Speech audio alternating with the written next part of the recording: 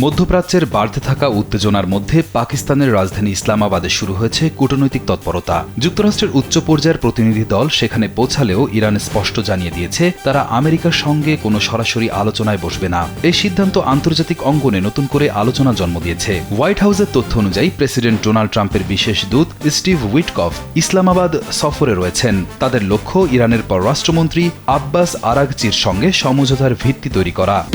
দেশের মানুষকে প্রতিদিন সুরক্ষিত রাখার প্রত্যয় নিয়ে এলো সেফ রাউন্ড সুইচ।